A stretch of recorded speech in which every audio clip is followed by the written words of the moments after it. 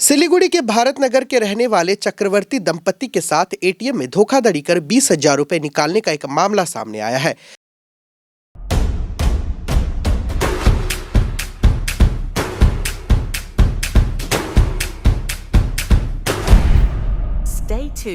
बताया जा रहा है कि प्रधाननगर थाना अंतर्गत विश्वदीप सिनेमा हॉल संलग्न इलाके में पोलमी और प्रसन्नजीत चक्रवर्ती नामक दंपत्ति एटीएम से रुपए निकालने के लिए पहुंचे थे।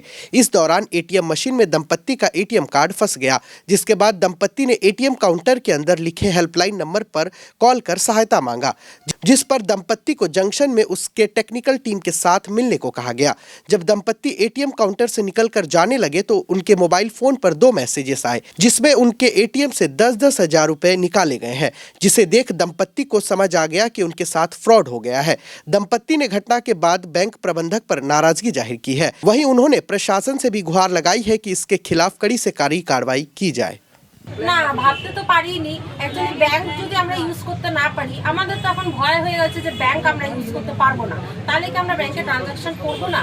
তাহলে সাধারণ মানুষ টাকা কোথায় রাখবে?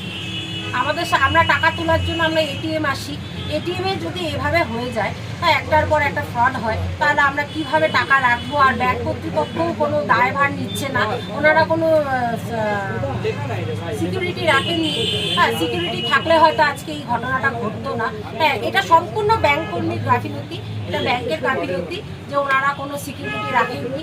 আজকে আমাদের মধ্যবিত্ত যে টাকা চলে গিয়েছে, আচ্ছা ব্যাংকের তো কোনো অসুবিধা নেই, আমরা মধ্যবিত্ত মানুষ, কিন্তু আমরা কার কাছে যাব? আমরা কার কাছে বিচার চাই?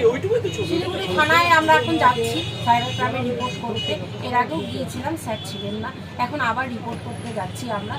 এখানে যখন আমি আসি তখন তো হচ্ছে আমি যখন এটিএম কার্ডটা যখন ঢুকাই, আমি ফার্স্ট 15,000 টাকা অ্যামাউন্ট মারি। তো ওখানে বলছে লো অ্যামাউন্ট মারার জন্য, এর থেকে কম অ্যামাউন্ট মারার জন্য। তো আমি যখন ক্যান্সেল করে যখন কার্ডটা যখন বের করতে যাবো, তখন দেখি যে কার্ডটা ব্লক হয়ে আছে, কার্ডটা বেরোচ্ছে না।